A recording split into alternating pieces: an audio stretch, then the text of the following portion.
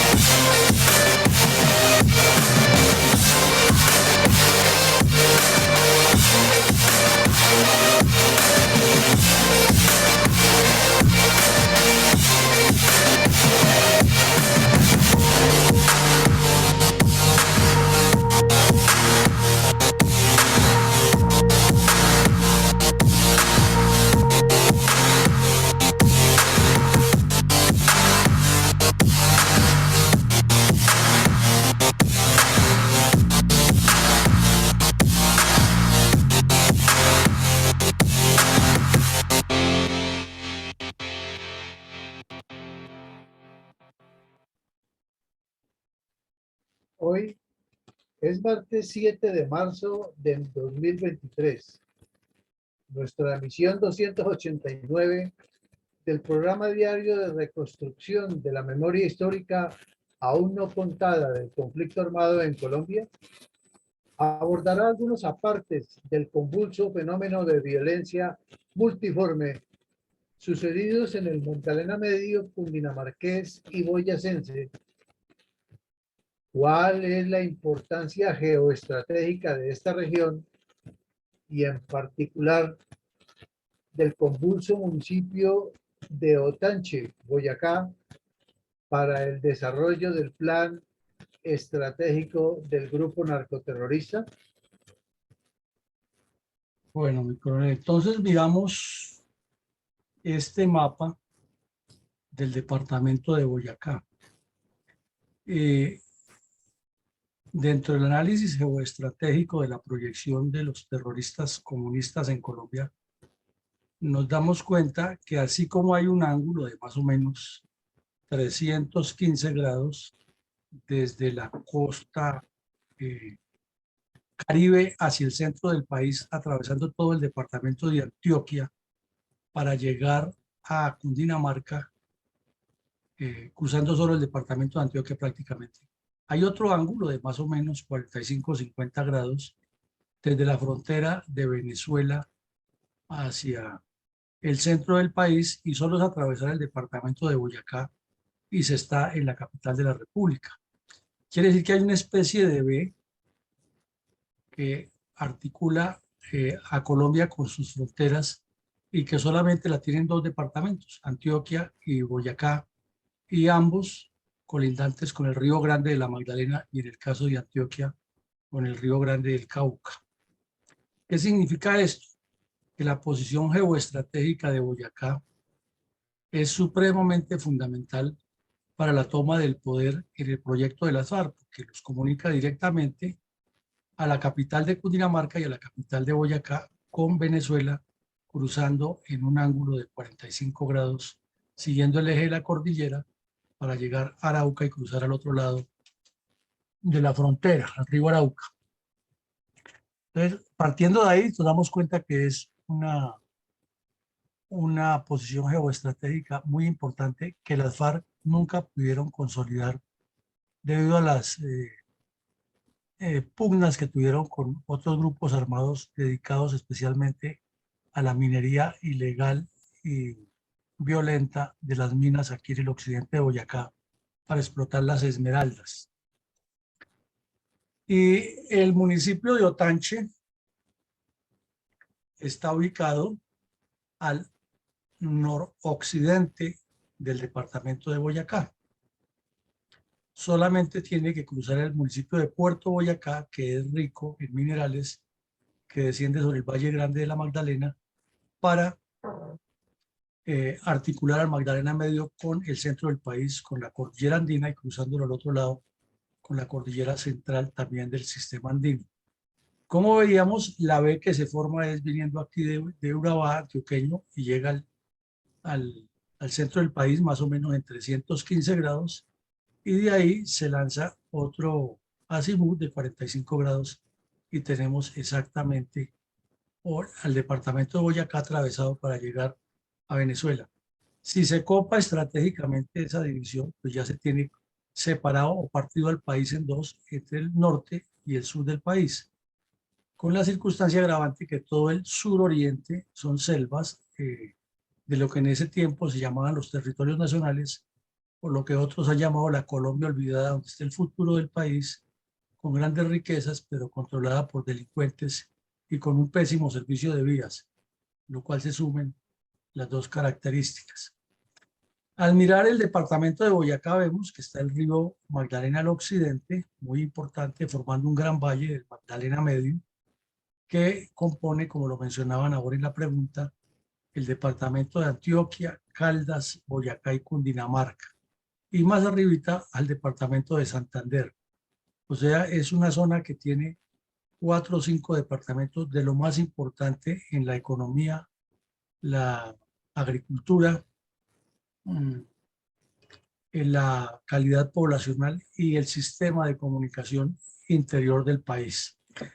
El municipio de Otanche, conocido por su riqueza minera, agrícola y ganadera en algún sector, queda ubicado en las estribaciones occidentales de la cordillera oriental para descender al Valle del Magdalena. Y repetimos, solo le encuentra de por medio al municipio de Puerto Boyacá, que es en su mayoría caluroso, ganadero, petrolero y de una gran conflictividad tanto social como política a lo largo de su historia. Y a la vez limita por el por el oriente con parte del municipio de Pauna, con Muso, que es otra zona esmeraldera muy conocida, y con Quípama y prácticamente con el pequeño municipio de La Victoria, aunque no tiene límites directos. ¿Qué significa esto? Que esta región occidental, muy conocida por la explotación de las gemas, estuvo en la mira de las FARC desde el principio buscando la riqueza para financiar la guerra. ¿Y cuál fue el punto de partida? Pues recordemos que aquí lo vimos, toda la historia de un criminal del Partido Conservador, alias Efraín González, alias Siete Colores, que eludió muchísimo la persecución del Estado, la persecución de sus fuerzas militares y de policía, asesinó a muchos de sus miembros y se asentó en el sur de Santander y en el occidente de Antioquia, de Boyacá, con la complicidad de algunos miembros del clero que lo escondían y lo protegían de esa persecución.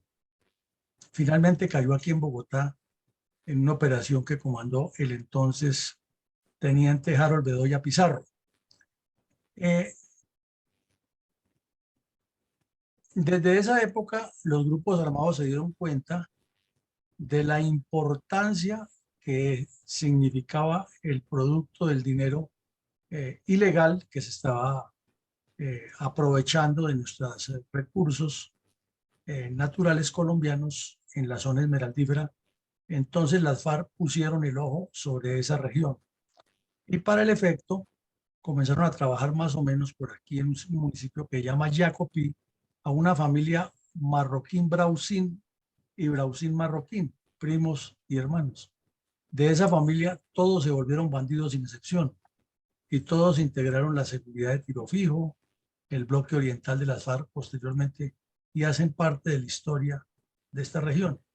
Y esos Brausín extendieron sus tentáculos con el Partido Comunista a abrir zona aquí, en este sector occidental, mientras aquí al oriente, en Aquitania, Páez, Campo Hermoso, Miraflores y Zipaquirá, el señor Ciro Trujillo, que ya vimos su historia en esta remembranza histórica, vino a fundar otra cuadrilla de las FARC, pero no les funcionó.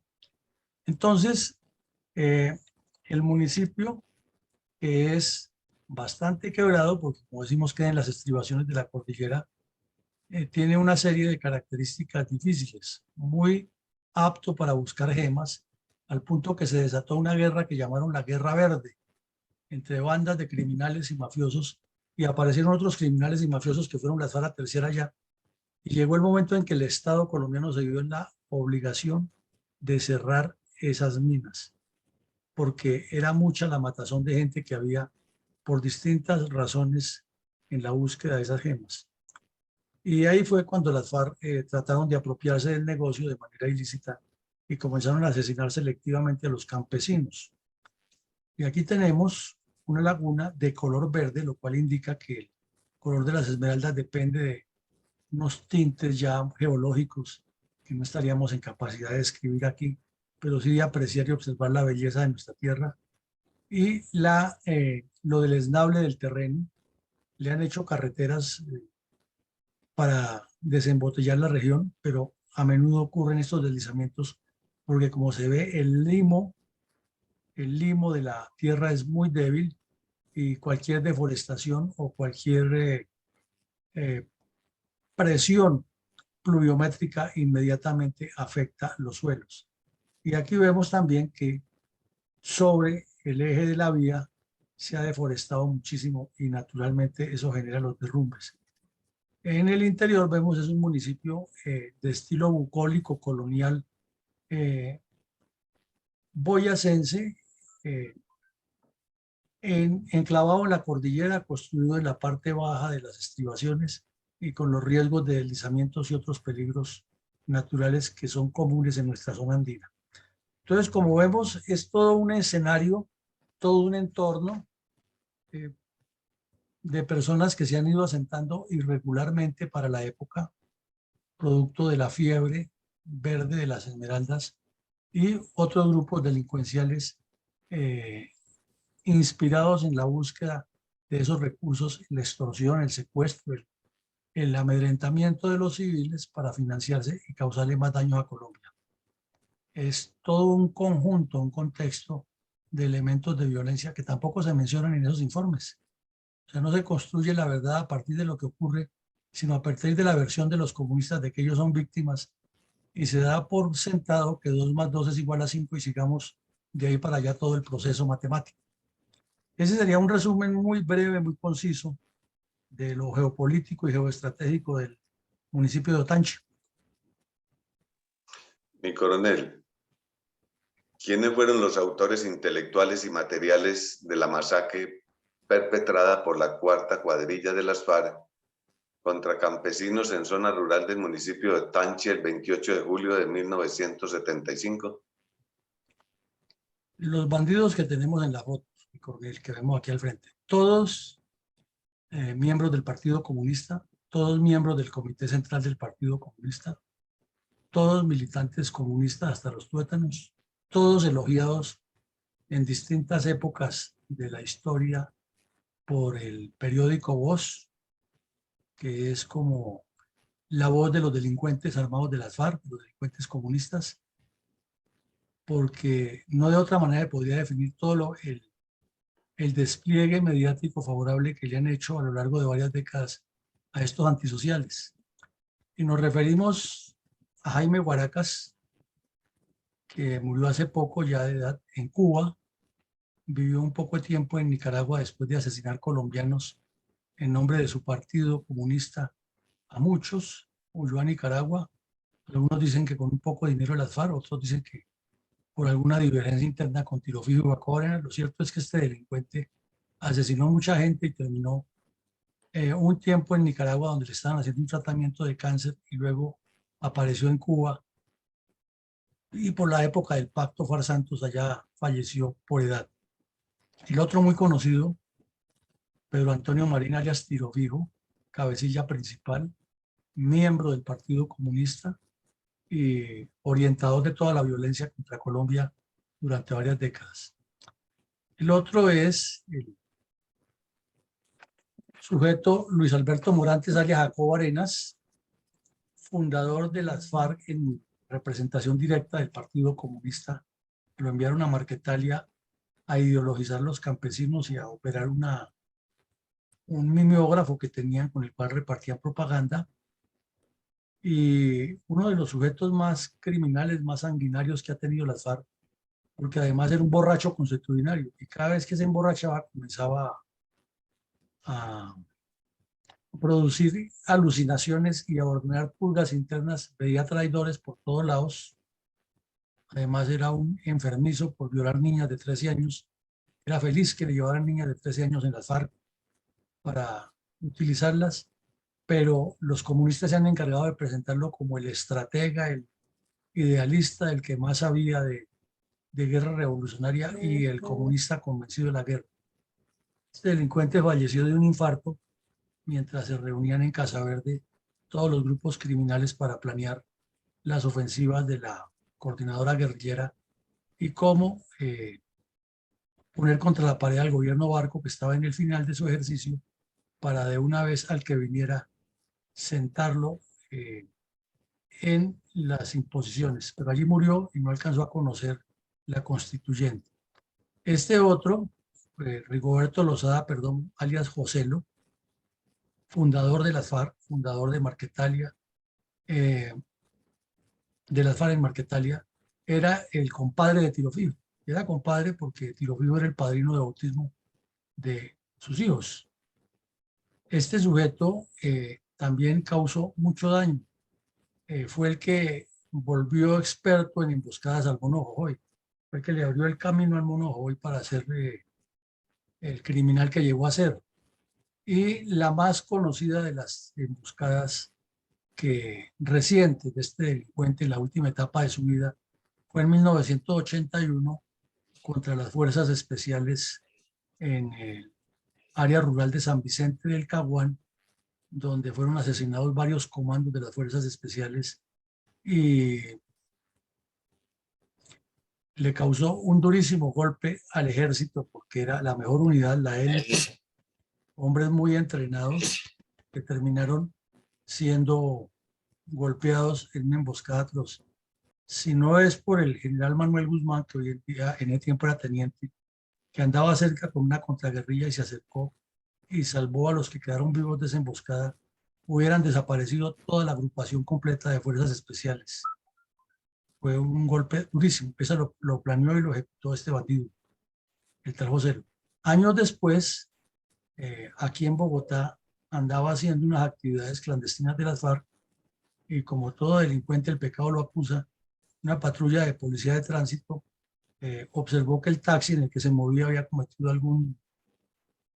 alguna infracción de tránsito y se le fueron a acercar los policías a requisarlo y les disparó porque se sintió que lo habían cogido y en la reacción la policía lo dio de baja y ahí cayó el tal José.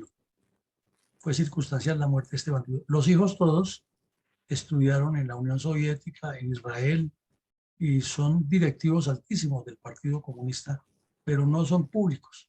Trabajan en lo clandestino, que es otra característica que tiene el Partido Comunista. Unos que son visibles y otros que no son visibles y se mueven por el exterior haciéndole la propaganda a la FARC. Y este otro sujeto, alias Benito Álvarez, casi nadie lo conoce. Fue la mano derecha de Tiro Fijo toda su vida para mover la parte agraria, para organizar los campesinos y se desplazaba por todo el país como un líder agrario, pero era miembro del secretariado de la FARC. Dirigió también varias emboscadas y fue uno de los auspiciadores de este asesinato porque una de las tareas que le ha puesto el Partido Comunista y las FARC era desalojar los campesinos de Otanche para instalar allí a miembros del Partido Comunista y miembros de las FARC que fueran ejerciendo un control geohumano alrededor de las minas. Y este otro delincuente que lo vimos ayer es Noel Mata Mata, alias Efraín o el Cucho Guzmán. En ese tiempo eran los 5 jefes.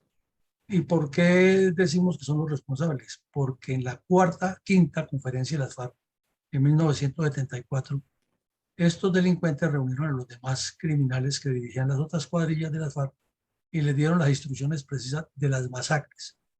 Eso de las masacres nunca fue circunstancial, era ordenado desde las conferencias de las FARC y tampoco se menciona en los informes ni en la JEP ni en ninguna parte, pero era una política de las FARC ordenada por estos antisociales.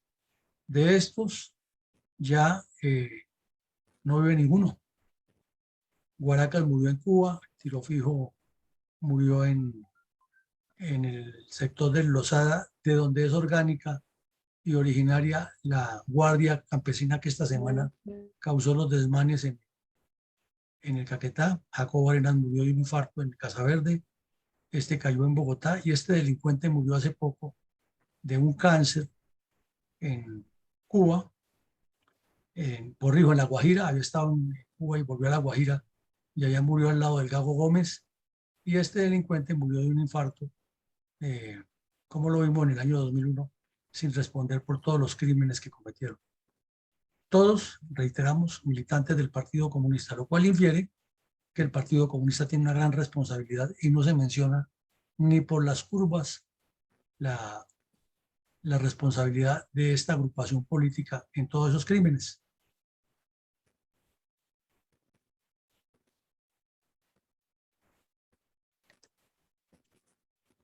Adelante, mi colega.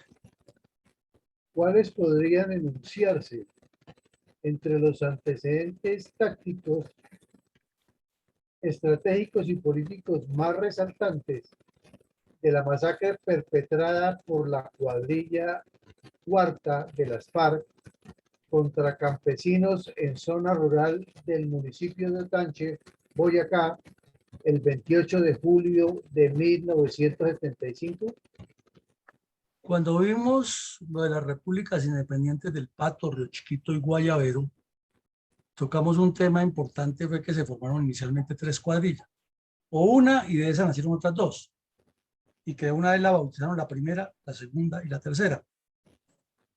Que una la encabezó, a la primera la encabezó Tiro Fijo y la segunda la encabezó Ciro Trujillo.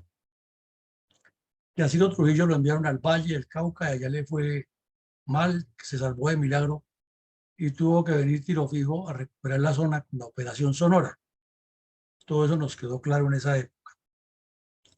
También vimos que se tomó la decisión por parte del Partido Comunista de enviar 2 cuadrillas, una a la región de Yacopí, Cundinamarca, con extensión al Magdalena Medio, que es la cuarta, la que estamos hablando, y la otra, la quinta, que la vimos ayer, con el caso del Cucho Guzmán en Urabá. Entonces, la inserción de esta cuarta cuadrilla tiene un historial larguísimo, larguísimo. El señor Luis Rubio, que fue alcalde de Puerto Boyacá y que estuvo muchos años detenido por haber sido el jefe de las autodefensas que le hizo la guerra a las FARC en esa zona, tiene una historia muy interesante y la ha contado por ahí en algunos medios de cómo fue que se insertó esta cuadrilla allá en la región y todo un proceso histórico que ahora podemos tocar un poco al respecto en otro punto. En 1974 se hizo la 5ª conferencia de las FARC en el sector de la Macarena Meta, y allí los delincuentes encabezados por Tiro Fijo tomaron decisiones mucho más activas. Y esas decisiones más activas tenían que ver con la respuesta que tenían que darle al M-19, que se les había salido. Varios terroristas que eran de las FARC se retiraron porque consideraban que había que dinamizar más la lucha urbana y tener menos gente en el monte ahí escondidos. Y Jacobo Arenas los llamaba los extremoizquierdistas infantiles, porque decía que querían coger el cielo con las manos y su pelea fue hasta la muerte. Nunca quiso el M-19, nunca lo quiso. Por eso cuando murió Jacobo Arenas se pegó una borrachera de las que se pegaba todos los días en Casa Verde, celebrando que el traidor, como lo llamaba, se le había muerto. La 5ª conferencia tomó decisiones importantes, es cómo ampliar el trabajo urbano. Y ahí es cuando aparece Javier Delgado, o José Fedor Rey, que lo conocimos más adelante por la masacre que hizo 11 años después en el Cauca, que fue conocidísima, la de los 664 indígenas, que decía que eran tenientes coroneles del ejército, indígenas de 15 y 14 años,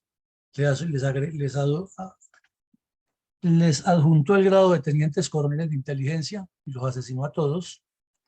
Y eran guerrilleros que lo acompañaban a él, en compañía de Hernando Pizarro, el tío de la hoy senadora y muy defensora de derechos humanos María José Pizarro, hija de Carlos Pizarro.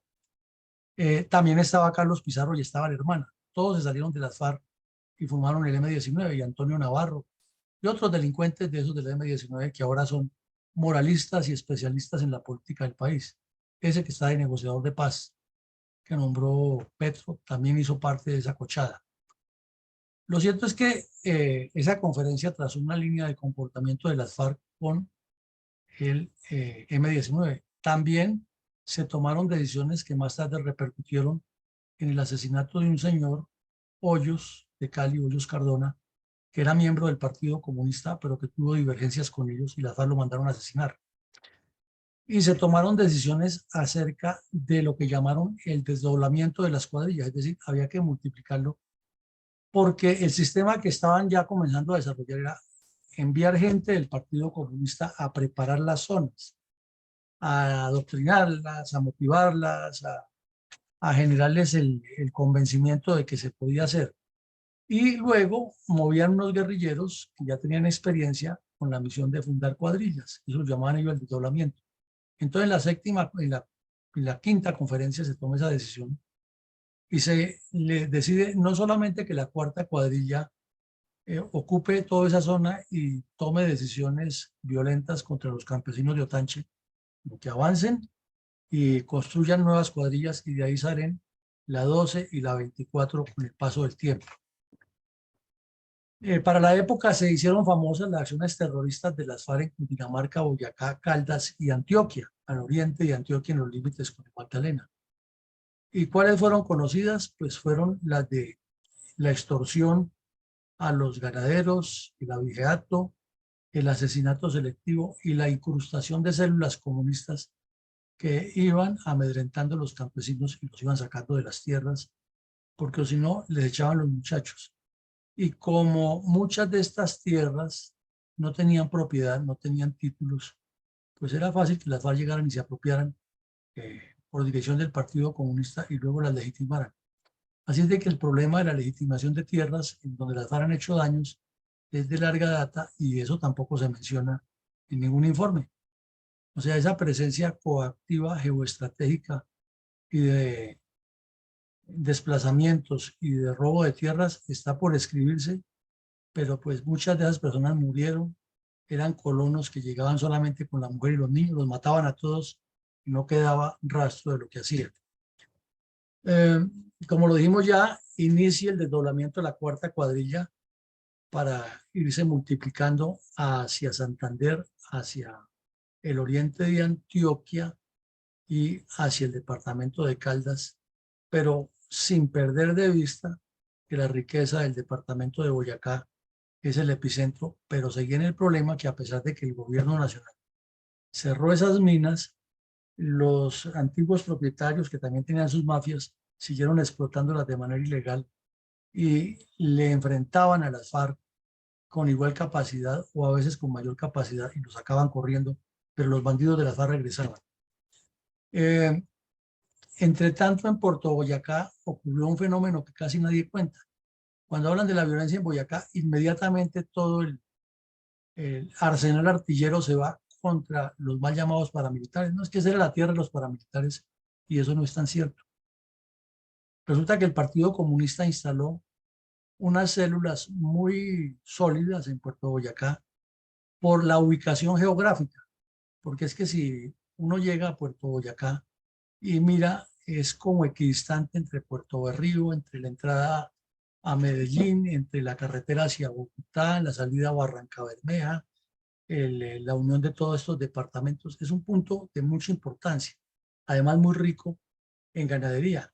Y cuando las FARC aparecieron en esta región, comenzaron a acercarse a los ganaderos con un argumento que al principio les funcionó, y fue el de asesinar a los ladrones de ganado, a los abigeos que había en la región, que no estaban con ellos, y a imponer el control en las regiones. Y hubo ganaderos que lo financiaron, porque se sentían seguros, ya que ni siquiera había ejército en Puerto Boyacá para la época.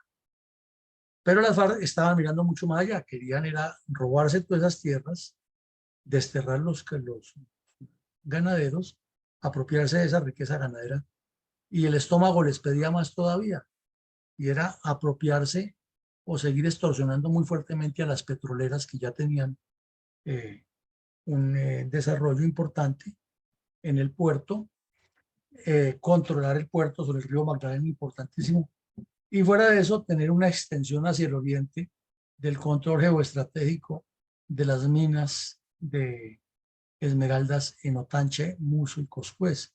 Casi no les pedía nada del estómago a las FARC. Entonces, por ejemplo, el señor Luis Rubio era el fotógrafo del pueblo. Él no era una persona que tuviera finca, nunca las tuvo inclusive. Pero cuando lo nombran, lo mencionan como si fuera un terrateniente, jefe de paramilitar. De hecho, los hermanos Castaño le quedan chiquitos a él. Y el tipo lo que era un trabajador, un hombre muy inteligente y con una habilidad para ser líder comunitario. Entonces él era el que organizaba, como fotógrafo del pueblo, era el que organizaba las ferias, las fiestas, el reinado del pueblo, la competencia deportiva. Una persona muy activa, Luis Rubio. Entonces él poco a poco lo fueron nombrando, fue ya de concejal, y los mismos, cuando la situación se complicó en Puerto Boyacá, los mismos dirigentes le propusieron que fuera alcalde y él asumió la tarea de ser alcalde y organizó los campesinos de la región con armas para combatir a las FARC, pero con escopetas. Y los campesinos más hábiles que conocían la región, pues, como dicen ellos en su lenguaje, puesteaban a los bandidos, los orqueteaban, o sea, los esperaban por donde se movían, y cuando llegaban a pedir las cuotas extorsivas, los mataban y les quitaban las armas. Entonces, esta gente se fue armando de otra manera. En ese tiempo era legítimo que el ejército apoyara a grupos de autodefensa campesina contra las FARC y tuvieron algún apoyo del ejército, pero luego ocurrió lo que se presumía que iba a pasar, que una facción de esas terminó unida con el narcotráfico de Pablo Escobar y el señor Luis Rubio tuvo que huir, luego lo capturaron y estuvo encarcelado, pero realmente este fue un dirigente popular campesino que le tocó enfrentar muy duro esta violencia y que tuvo que recurrir a los métodos de los bandidos porque el Estado fue incapaz de resolver ese problema que, como lo vemos aquí geoestratégicamente, era muy grave para la seguridad nacional porque pretendían controlar la riqueza petrolera, la riqueza esmeraldífera, la riqueza ganadera y la yugular de la comunicación del país.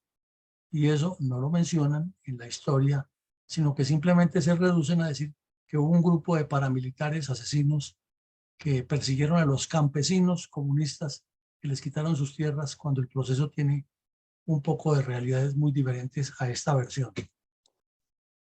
La guerra a muerte con los esmeralderos, entre tanto, en la cordillera, en la parte más alta, en las estribaciones, se volvió más fuerte y finalmente se la ganaron los esmeralderos. Las FARC no pudieron controlar esa zona y no han podido, pero tampoco han renunciado a volver allá porque saben que hay mucho dinero y hay mucha posibilidad de extensión geoestratégica. Como lo vemos en el caso del cambio progresivo que tiene Puerto Boyacá, desde Jacopí se hizo una organización muy fuerte de Partido Comunista que causó bastantes daños porque integró a muchas personas a lo que en ese tiempo llamaban las autodefensas revolucionarias, no milicias bolivarianas, sino autodefensas revolucionarias, que era el mismo esquema que montaron desde 1947 en la cordillera oriental, desde el Tolima hacia Bogotá, lo estaban organizando desde Jacopí y desde Coscuez y desde Muso, Otancha hacia Bogotá. En síntesis, para resarcirle a nuestros oyentes, el plan estratégico de la FARC siempre ha sido sincronizado y pensado atando el terreno con la política, con la proyección del Estado. Y esas autodefensas regulares hicieron un trabajo clandestino que hoy en día lo hacen el Partido Comunista Clandestino y el Movimiento Bolivariano Clandestino, que era ayudarle al Partido Comunista, como llaman ellos, amplio, o sea que es abierto, que es conocido, a organizar las zonas y a irse asentando como bolsas de pus en un cuerpo afectado por un cáncer en distintas partes de la región e ir creando lo que el Che Guevara llamó los 1000 Vietnams en 10.000 partes diferentes. Ese fue el estratagema de los comunistas. Y ya lo mencionamos, los antecedentes, las divergencias que tuvieron con el M-19. Entonces, como vemos, cuando ocurre esta masacre, hay todo un contenido. Eso tiene un contenido político, un contenido estratégico, un contenido de proyección, del cual no se menciona para nada en la historia, y es que ni siquiera se menciona esta masacre, que hoy la estamos trayendo porque tenemos las pruebas documentales de lo que ocurrió y porque fue un hecho muy conocido que seguramente los ciudadanos de mayor edad que todavía existen en Otanche, Boyacá, lo pudieran corroborar con muchas más cifras y con más precisiones históricas. Mi coronel, ¿cómo fue el trasiego inicial en la región de Otanche de la cuarta cuadrilla de las FARC, que se hizo célebre por su crueldad contra los campesinos bajo la dirección delictiva de Gilberto Álvarez, alias Ricardo Franco, y luego bajo la dirección de alias Alonso? Pues inicialmente, como lo mencionamos, hablamos desde los años 50, el Partido Comunista venía haciendo un trabajo grande de formación de ligas campesinas en Jacopí, La Palma, Vianí, Caparrapí, toda esa zona de Cundinamarca. Pero donde más asiento tuvo fue en Yacopí, que inclusive para esa época la bautizaron la capital roja del noroccidente cundinamarqués. Y solo había dos municipios en Cundinamarca que le ganaban en cantidad de comunistas, que eran Cabrera, donde todavía estaba Juan de la Cruz Varela organizando acciones criminales sobre la región de Sumapaz, y Biotá, donde toda la vida tuvieron las escuelas de formación, en especial en la vereda del Brasil. Eran conocidos porque había mucho comunista armado y mucho apoyo al Partido Comunista y a las FARC. Pasca, Cundinamarca, también lo vimos aquí ya, tenía parte de ese problema. Pero en Yacopí, el Partido Comunista hizo un trabajo grande de masas, que llaman ellos, aprestamiento de la llegada de las FARC. Y sí, llegaron a comienzos de los 70 y comenzaron a organizarse allí. Tiro Fijo estuvo muchas veces ahí. Era la época en que a Tiro Fijo lo buscaban, pero no había tanta tecnología ni tanta información. Y estaba recién creado el batallón Charri Solano, que seguía mucho las redes urbanas, y siguiendo las redes urbanas capturó a varios delincuentes de esos o causó algunos golpes. Inclusive en Yacopí hubo operaciones pequeñas de grupos de infiltración y se dieron de baja algunos bandidos, pero nunca se logró afectar la estructura fuerte que se estaba formando allá. De ahí creció y apareció el famoso Teniente Franco, que le decían así Teniente Franco, porque el tipo, según relata Luis Rubio, no era una persona con la apariencia agresiva del mono Jojoy, sino que tenía mucha habilidad para interactuar con los campesinos y con los finqueros y con la gente del pueblo. Luis Rubio reconoce que él lo conoció personalmente e inclusive como fotógrafo le ayudó a organizar muchas cosas, además como líder comunal, porque en Puerto Boyacá creían que el comunismo era la solución, ya que estaba ayudando a limpiar la región de ladrones de vacas y de marihuaneros y de drogadictos y de prostitutas. Entonces, aparentemente estaban haciendo un buen trabajo, pero pronto se dieron cuenta que lo que tenían era la intención de apropiarse de toda la región y de matar a todo el mundo, y fue cuando la gente se les volteó y comenzó esa guerra abierta entre la población civil de Puerto Boyacá y las FARC. Entonces, en esa etapa, en ese proceso, en 1978, el ejército les dio un golpe importantísimo, que eso se perdió el resultado. ¿Y en qué consistió? Que el batallón Tarqui se les metió a un campamento con un guerrillero que le sirvió de guía. Lo llevó hasta allá. Esa operación la hizo un teniente Fandiño, que llegó a general, ya murió, que su último cargo fue, creo, comandante de la brigada 17 en Urabá, si no estoy mal. Él fue el que comandó esa operación, siendo teniente, y se infiltró hasta ese sitio, y en el campamento dio de baja a varios bandidos, pero no fue tanto la muerte de los bandidos, sino lo que encontró. Encontró un tesoro informativo que se perdió. Encontró como 30 rollos de fotografía en blanco y negro, donde estaban todas las fotos de los bandidos. Encontró las hojas de vida de todos, propaganda del Partido Comunista, documentos del Partido Comunista, listas. Es decir, los bandidos no pudieron llevarse nada de lo que tenían en el campamento, porque la sorpresa fue muy grande. Esa información circuló, tal vez mal manejada, diríamos. No se le dio tampoco la trascendencia que debía. El batallón Charri Solano la aprovechó muchísimo para actualizar sus archivos. De esa manera se supo en el ejército quién era Alonso, quién era Franco, cómo se han organizado y toda esa estructura. Pero infortunadamente esos archivos, obviamente el batallón Charri los tenía los originales, pero no sabemos qué ocurrió después cuando el señor Santos ordenó que todo eso pasara, fuera destruido inclusive. Pero ahí había muchísima información que comprometía a Gilberto Vieira y a los demás líderes principales del Partido Comunista a nivel nacional. Y además había copias de lo que llamaban los consejos de guerra, cuadernos de anotaciones personales de bandidos. Fue un tesoro realmente lo que se encontró ahí, y nunca se le dio el manejo adecuado, y quizás eso hubiera sido un gran documento en este momento si es que el batallón Charrizolano o la Brigada 20 o la CIME, como la llaman ahora, no lo desapareció. Ahí hay mucha información que ya es historia, porque seguramente la mayoría de esos bandidos están muertos, pero sí hay mucha información que compromete al Partido Comunista con las FARC y demuestra cómo hicieron ese asentamiento en esa región. Y pues si de contar la historia como ese trata, ese sí que sería un documento o una serie de documentos valiosos. Entonces es el contexto en que esta cuarta cuadrilla se extiende en el Magdalena Medio y el noroccidente de Cundinamarca, occidente de Boyacá y oriente de Caldas, sur de Santander.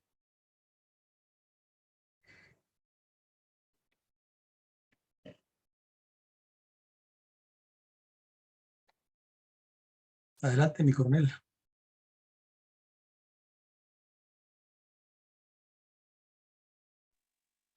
Coronel, ¿de qué manera describió el diario El Tiempo de Bogotá la masacre perpetrada por la cuarta cuadrilla de las FARC con campesinos en zona rural del municipio de Otanche el 28 de julio del 75? Pues aquí vemos que eso ocurrió un lunes.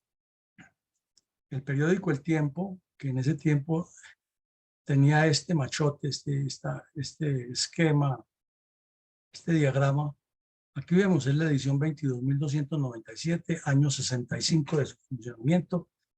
Era una edición a 34 páginas, 3 secciones, en blanco y negro, y en ese tiempo valía $1.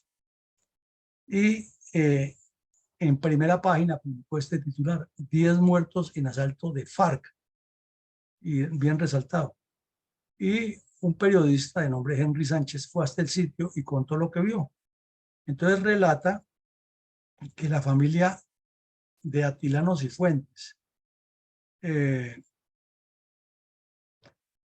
recibió la información de que un familiar había sido asesinado en el sitio Guaduas Negras por las FARC y que los bandidos le han informado que fuera, eso quedaba como 8 o 9 horas a pie, sin carretera, zona muy agreste, muy subdesarrollada, y que fueran los familiares a recoger el cadáver. Entonces, pues la familia se fue en romería a recoger el cadáver de su familiar, y pues pobladores de la vereda los acompañaron, y cuando se estaban acercando al sitio, las FARC se acercaron, los estaban esperando y los sacaron dentro del grupo de personas a todos los que eran familiares del, del muerto, del que han asesinado, porque era el que se había enfrentado con ellos, el que había orientado a los campesinos a que no se dejaran robar. O sea, el fenómeno que pasó en Puerto Boyacá aquí se presenta de otra manera. Y es que como aquí sí las FARC llegaron de frente a robarles las gemas y a robarles las propiedades a los campesinos, entonces ellos se organizaron frontalmente y había algunos líderes que los dirigían. Entonces a este señor de la familia Tilano lo tenían en la mira porque sabían que él era uno de los organizadores de los campesinos para que se les enfrentaran. Pues lo secuestraron y lo mataron. Enviaron información de que fueran a recoger el cadáver. La familia se fue a recoger el cadáver con algunos otros campesinos. Al llegar al sitio, las FARC los secuestraron a todos, separaron a los familiares de Atilano, le dijeron a los otros que se retiraban de ahí, y luego comenzaron a asesinarlos a tiros y a machetazos. Los cadáveres quedaron completamente desfigurados a 8 horas de distancia.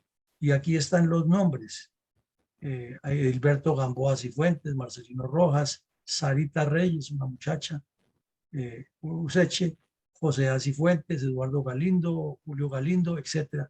Aquí están los nombres propios de los muertos, y está también el nombre de Luis Felipe Cifuentes, quien fue llevado a Tunja en el helicóptero del ejército que se envió a recoger a los heridos, que fue de los pocos que sobrevivieron, y contaron cómo había ocurrido semejante atrocidad cometida por las FARC. Entonces uno se pregunta, si esto está tan documentado y está relacionado con nombres propios, con sitio exacto, con hechos concretos, ¿cómo se olvida en un informe de la Comisión de la Verdad? Y aquí vemos que en la parte inferior está el comunicado de prensa que expidió el comandante de la primera brigada relatando los hechos y está el informe de las tropas que iniciaron la persecución. Además, otros datos de las personas que terminaron muertas en ese hecho y que están relatándole a las autoridades lo que ocurrió y cómo ocurrió. Entonces, este suceso no puede ser olvidado y debe ser reeditado en la memoria histórica y en la reconstrucción de una parte de los hechos sucedidos en la rica región de Otanche, pero en contraste también afectada región de Otache por esa violencia creciente de las FARC en aras de apropiarse de la riqueza de todo el occidente de Boyacá y del Magdalena Medio, cundinamarqués, santanderiano, antioqueño y boyacense, que no se menciona para nada. O sea, no se presenta el hecho de la prospección geopolítica que tenía el Partido Comunista por medio de su brazo armado. Ese sería el resumen y la deducción de lo que publicó El Tiempo en ese momento, mi coronel. Durante las apariciones en la JEP, ¿han reconocido las FARC este crimen de lesa humanidad materializado en la masacre perpetrada por la cuarta cuadrilla de las FARC contra los campesinos de la zona rural del municipio de Otanche? No, mi coronel, ni lo han reconocido, ni ha habido nadie que se lo ponga en sintonía, y el ejército le entregó, fue a la Comisión de la Verdad, un informe donde están no detallados estos hechos así, sino relacionadas todas las masacres de las cuales hay información, pero la Comisión de la Supuesta Verdad se quedó con eso y no ha pasado nada. Todavía es el momento en que la comunidad de Otanche debería, ellos como víctimas directas y los familiares, los nietos de estas personas, poner a las FARC contra la pared con ese caso, pero que se conozca no ha sido tocado y es uno de los hechos más atroces que se cometieron por parte de las FARC, porque estas personas, de acuerdo con los expedientes y lo que publicó la prensa en su momento, fueron destrozadas a machetazos, rematadas con tiros, sus cuerpos esparcidos, desmembrados, les cortaron la garganta. Es decir, la peor barbarie que se puede imaginar la cometieron las FARC ese día ahí, en una masacre igual a las que cometían Chispas y Desquite una década antes.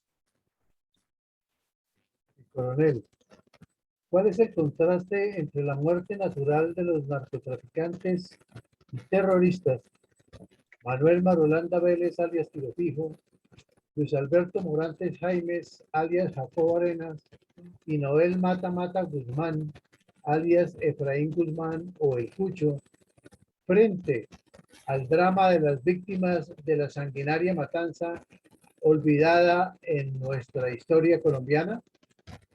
Pues que volviendo al tema, mi coronel, estos 6 antisociales que están en la foto aquí, que eran los que dirigieron, planearon y orientaron todo eso, con excepción de este bandido de Joselo, que murió circunstancialmente, equivocado, pensando que lo iban a capturar. Los policías ni siquiera sabían quién era él, pero se enfrentó con ellos a tiros y la reacción lo eliminaron. Los otros 5, todos murieron en la cama de infarto o de cáncer, pero no pagaron ante la justicia ni sufrieron las atrocidades que ellos cometieron y ordenaron cometer contra la población.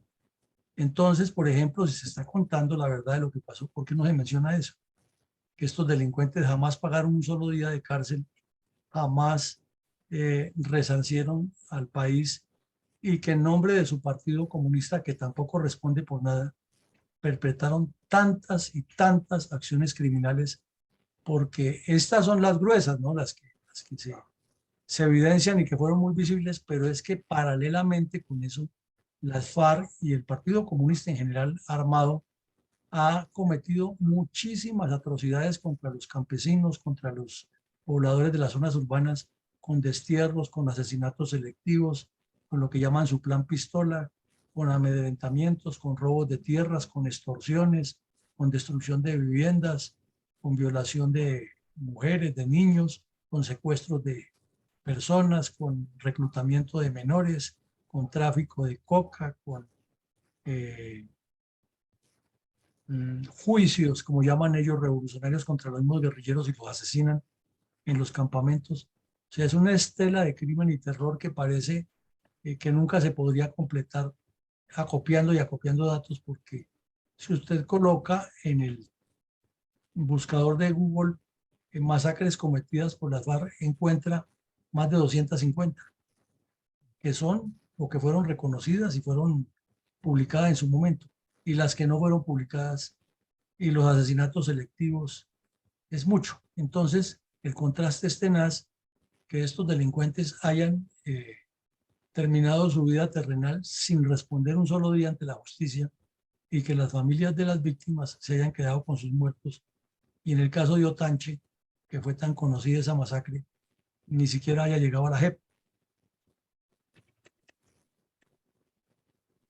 ¿Cómo resalta la Fundación Excelencia, Liderazgo y Transformación la memoria de los niños víctimas de la crueldad y la sevicia de las FARC, y en este caso específico con la masacre perpetrada por la cuarta cuadrilla de las FARC contra los campesinos en la zona rural de Otanche? Pues es que en esa masacre murieron varios niños, coronel. Entonces aquí tenemos que relatar nuevamente la tragedia de la niñez víctima de las FARC.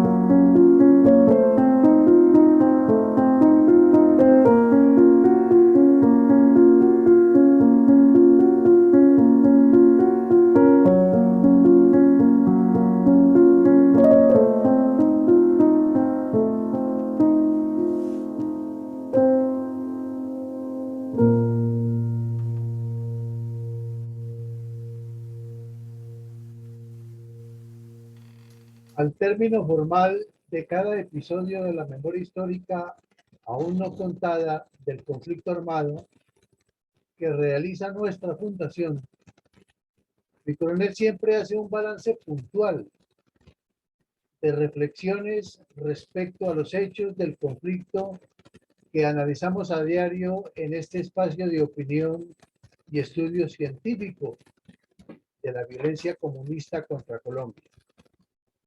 ¿Cuáles reflexiones estratégicas tiene hoy respecto a la masacre perpetrada por la cuadrilla cuarta de las FARC contra campesinos en zona rural del municipio de Otanche, Boyacá, el 28 de julio de 1975? Aquí no solamente diríamos que desconocimiento, sino incredulidad del plan estratégico de las FARC, porque cuando ocurrió el golpe que les mencioné de la cuarta cuadrilla de las FARC, el gobierno nacional, que ya estaba en el proceso de pasar de Betancur perdón, de Turbaya a Betancur, no le dio importancia a eso. Y pocos meses después, o poco tiempo después de este hecho, terminó Belisario Betancur abrazado con los bandidos y enviando a Casaverde a Noemí Sanín, a César Gaviria.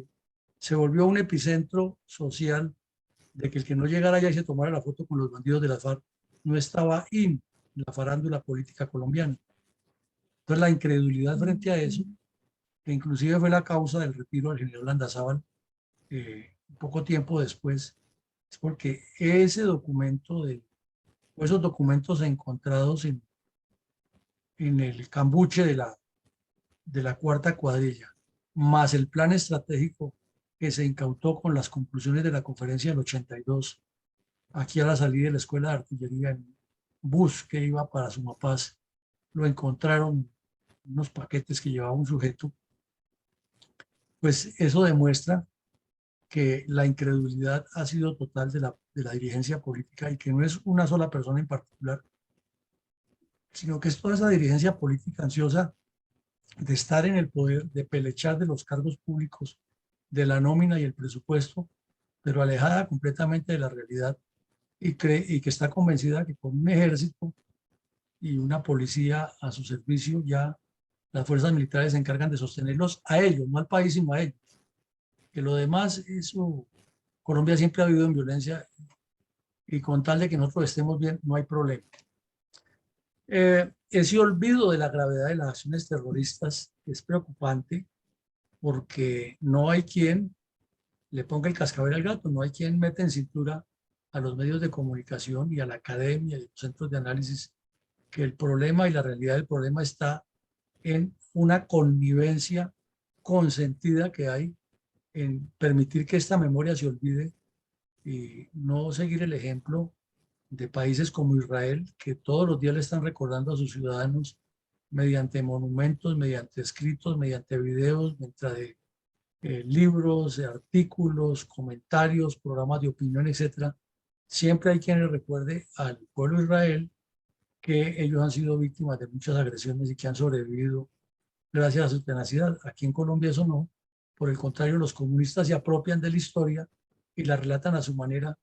Y por eso tenemos el caso de que jóvenes que no hayan nacido, personas que no han nacido, porque esto ya hace 48 años que ocurrió, votaron por Petro, ensoberbecidos que es la transformación, sin darse cuenta que este señor viene de los mismos delincuentes que han cometido todas estas acciones y que Timochenko y la mujer de tiro fijo y los que están ahí en el Congreso ahora, para la época eran adolescentes que hacían parte de las redes urbanas de todos estos terroristas y promovían el comunismo y la violencia y hacían connivencia con estos crímenes. Insistimos mucho en que se ha obviado en todos los informes que se pretende reconstruir la verdad del conflicto, inclusive en los estudios. Uno mira muchas tesis, documentos que publican personas para graduarse como graduado o para recibir grados como pregrados o posgrados que hacen estudios de casos sobre la violencia en Colombia y no profundizan, sino que siempre presentan al Partido Comunista como una circunstancia y una víctima y no como el origen y la razón de ser de toda esta violencia. Menos mencionan los partidos comunistas internacionales cuando, por ejemplo, en los computadores de Reyes está muy demostrado el nexo. Y con el narcotráfico se limitan siempre a presentarlo es como que es un fenómeno que crece paralelo del cual las guerrillas se benefician y eso no es así. La realidad es que el narcotráfico es parte del proceso como ellos lo estimulan y lo desarrollan. Entonces falta muchísima realidad frente a eso. La insuficiencia de la reforma agraria que hizo el señor Lleras Restrepo en el 1968, lo único que sirvió fue para que algunos campesinos cayeran en las redes de terratenientes que luego les volvieron a comprar a un precio mejor y los campesinos siguieron sin tierra y se dejaron engañar. Eso por un lado, pero por el otro fue para que las FARC estimularan más la invasión de tierras y promovieran más la violencia y multiplicaran sus redes urbanas y rurales con el argumento de que defienden al campesinado, o sea, manipulación ideológica bien hecha. El primero que se atrevió a poner los puntos sobre las IES y poner en claro cuál era la importancia geopolítica del Magdalena Medio para el proyecto de las FARC fue el general Faruk Yanine Díaz. Ese sí lo dijo claramente y ahí todavía se encuentran videos, audios y artículos de prensa o entrevistas que le hicieron y él siempre lo puso sobre el tapete y decía es que el Magdalena Medio tiene esta riqueza y esta ubicación y une al país por todos los 4 puntos cardinales desde el centro y las FARC lo miran así. Fue el primero que puso esos puntos sobre las IES, pero en ese tiempo ya la Teología de la Liberación había colocado varios sacerdotes, entre ellos los hermanos López Arroyave, y se dedicaron a hacer la guerra más violenta al general Yanine, sindicándolo siempre de ser el promotor de los grupos armados ilegales y de la violencia. O sea, le daban la vuelta. Nunca dicen la violencia la originaron los comunistas instalando esto aquí.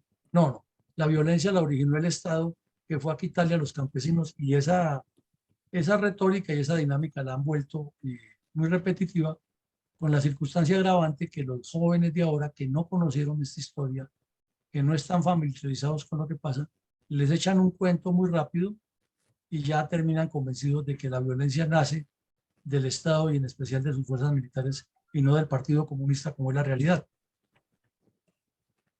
En esa época el ejército había hecho la Operación Sonora, que falló, no se pudo eliminar a tiro fijo, que era el propósito, salió fortalecido y de ahí pasó a la quinta conferencia, que es cuando tomaron la decisión de todos los hechos que mencionamos al principio contra el país y de multiplicar sus cuadrillas.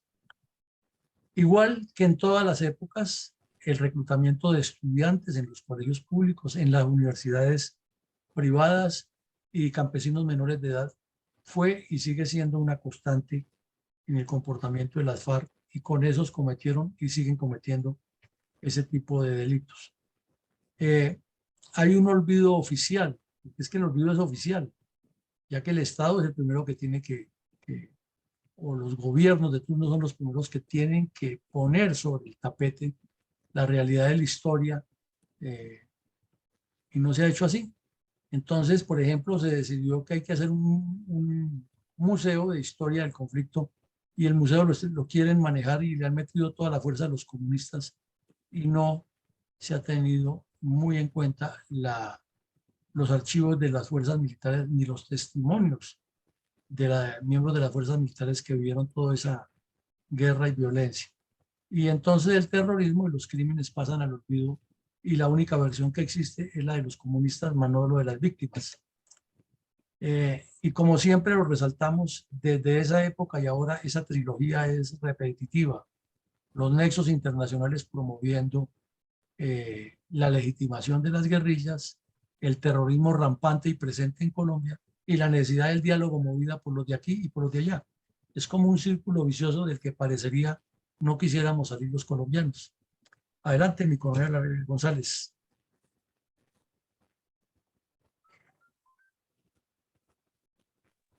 Gracias, mi coronel. Es imposible explicar cómo los criminales de las FARC fueron creando el brutal bandolerismo por medio de su líder Manuel Marulanda, alias Tiro Fijo, y que fueron capaces de convertirse en un grupo terrorista dedicado al asesinato de humildes campesinos ante su ingenuidad, que se dejaron adoctrinar con el perverso comunismo que los condujo a una larga historia de sufrimiento contra el pueblo colombiano. Son muchos los episodios de dolor que nos narró el jesuita Francisco de Rux en su desviado informe sobre la historia de los hechos que le financió y pagó el pueblo colombiano, esperanzado en que bajo la credibilidad de la religión se contara toda la verdad. Dedicándose en dicho documento a inculpar al Estado de esos crímenes, bajo el argumento de que como autoridad debió haber impedido que las FARC cometieran tantos delitos. Una tergiversación argumentada, ya que el delito es culpa de quien lo comete y no de quien lo está evitando por todos los medios posibles. Pues de esa forma se privilegia más el crimen ocultando su pecado que la bondad de aquellos que hacen todo el esfuerzo posible, como son las tropas de nuestras Fuerzas Armadas, para contener tan despiadada delincuencia. Actitud del jesuita debido a sus simpatías por la violenta y destructiva ideología comunista, aprendida en sus cátedras a las que asistió en los países europeos, convirtiéndose en otro compinche más como guerrillero intelectual. El recuento de los hechos tal como acontecieron lo hace la Fundación Excelencia, Liderazgo y Transformación, con los testimonios de la verdadera historia, como la contaron también los medios de comunicación en el momento mismo de los acontecimientos.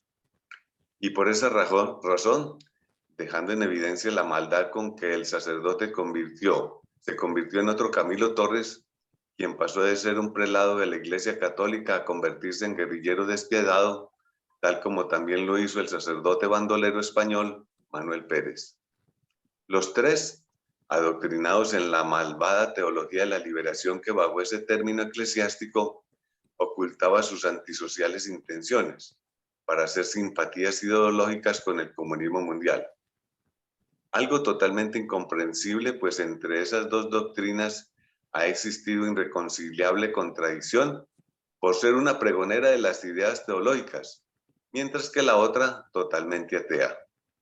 Sin embargo, la Iglesia Católica fue contaminada con la política y de esa forma muchos clérigos fueron arrastrados a promover las doctrinas marxistas, en especial en Latinoamérica, con sacerdotes venidos de Europa en un programa de reconquista, en similitud de la conquista después del descubrimiento de América, donde actuaron de la mano la cruz y la espada, pero que salió terrible mal por las consecuencias que nos trajo en nuestro tiempo actual. Muchas gracias, mi coronel. Bueno, muchas gracias. En síntesis, si la verdad no se cuenta como es, pues simplemente no es verdad, es una tergiversación. Adelante, mi coronel Alarcón, que creo que hay comentarios en el chat y en Facebook. Mi coronel, efectivamente, Rosita dice lo siguiente: todo colombiano debe recordar, por si les preguntan, que el color verde de sus exclusivas esmeraldas se debe principalmente al elemento químico berilio, cuarto en la tabla periódica y primero en las tierras alcalinas, en unión con aluminio y silicio y con trazas de cromo y vanadio, que en la nomenclatura inorgánica es un ciclosilicato que se describe con Be3A y 2 y entre paréntesis SiO3 6. Saludos y bendiciones para todos. Por otra parte, tenemos en el Facebook un saludo muy especial de Aide del Socorro Montoya, quien manifiesta excelencia por las investigaciones desarrolladas a través de la Fundación Excelencia, Liderazgo y Transformación en nuestro programa institucional. Finalmente, el comentario personal. Derecho internacional humanitario, violación de los derechos humanos no aplicable a estos narcoterroristas es la constante presente en el diario trasegar violento de las FARC. Prácticamente invisibles para fríos y faltos de veracidad personajes como el cura de Rux, lo que le abonan más al odio de las familias víctimas de estas masacres y muchas otras acciones terribles, como aquellas ejecutadas en contra de nuestra niñez, en un gobierno que está llamado a defenderlos precisamente para que no se acabe, entre otras, la fuente de alimentos del campo. Es por esto que seguimos siendo reiterativos en el hecho de mantenernos enterados y siendo difusores de nuestro programa, que es la verdad verdadera de esta memoria histórica del conflicto armado en nuestro querido pero sufrido país. Cordial invitación para que no nos dejemos imponer falsedades, falsas historias acomodadas por los gobernantes comunistas de turno. Muchas gracias, mi coronel. Bueno, gracias, mi coronel, a usted. Interesante la descripción físico-química que nos hace Rosita de las Esmeraldas, que es además uno de nuestros patrimonios y una de las bellezas naturales que brotan de nuestra tierra. Es un recuento de la física, de la química que estudiamos en secundaria con los elementos de la tabla periódica y la composición físico-química de estas gemas. De igual manera, lo que usted plantea acerca de la responsabilidad de diferentes entes para que la memoria no se olvide y se reconstruya como es una obligación de los pueblos. Y la Fundación está haciendo un trabajo que consiste en abrir camino, mostrar sendero, dar luces para que esto no se quede en el olvido, porque de aquí pueden surgir 1000 investigaciones y 1000 trabajos más de personas que deseen que las cosas se cuenten como son. Pues llegamos al final del ejercicio esta tarde. Invitado nuevamente para que todos los días, de lunes a sábado, de 7:30 a 9 de la mañana, se conecte a las redes sociales de la Fundación Excelencia, Liderazgo y Transformación, a escuchar en la voz de sus protagonistas la verdadera memoria histórica de la violencia desatada durante varias décadas por las guerrillas izquierdistas contra Colombia. Lo esperamos en nuestra próxima emisión. Entonces decíamos antes de que se disparara la grabación que los esperamos esta noche con un análisis muy interesante de lo que ha sido el comportamiento político, diplomático y estratégico del señor Anthony Blinken, que está haciendo historia. Cuando escriban los libros de historia en unos años sobre lo que fue la guerra de Ucrania, ahí tendrá un papel preponderante la infatigable labor que está haciendo este señor, que no lo hacemos para exaltarlo como persona, sino para resaltar ciertas cualidades que deberían tener los diplomáticos del mundo y en particular los nuestros, para aprenderle a una persona cómo es que realmente se mueven los hilos de la diplomacia y cómo se trabaja por un país desde el campo de las relaciones exteriores, no como en nuestro caso, dedicados a legitimar bandidos y a ubicar amiguetes en los cargos públicos sin ninguna proyección de país, de Estado, de nación y de identidad cultural, como sí lo hace o lo está haciendo este señor Blinken. Pues a todos un feliz día y que Dios nos siga bendiciendo. Amén.